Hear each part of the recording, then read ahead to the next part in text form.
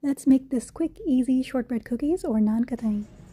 A cup of butter, an egg, and some flour. We're going to use about 2 to 2.5 cups of flour. You're going to want to mix the butter, soften up. I'm actually just going to warm it up in the oven that I'm preheating at 350.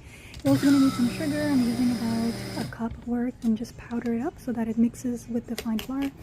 Then you're going to beat the egg and the sugar together and add about a cup of flour, and you're going to mix that in here. For those of you who have a beater at home, you can just soften the butter, but I'm just kind of waiting for this to become soft, and then I'm going to whip it up. Just whip it up with some fork, and then you're going to add the other mixture, which was the egg, sugar, and flour. You're still going to add a lot more flour to this because what ends up happening is the butter softens the mixture, as you can see here, and you want to get a consistency that doesn't stick to your hands.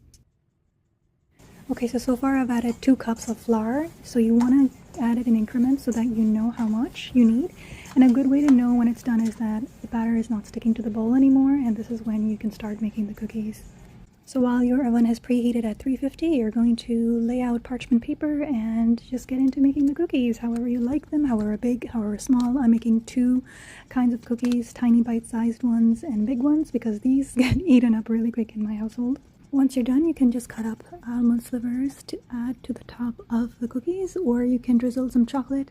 I'm just choosing to add some almond this time around. And in they go for about 12 to 15 minutes. I still have a good amount of batter left. I'm going to make tiny bite-sized ones now. Once 12 minutes are up, you're going to then broil for 2 minutes at high.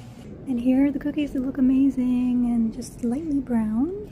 So these are shortbread cookies, and in Pakistan they're called naan katay.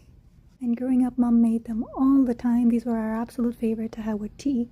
I'd say this recipe yields about 18 big cookies. I ended up making some tiny bite-sized ones. And how satisfying to add them to the cookie jar.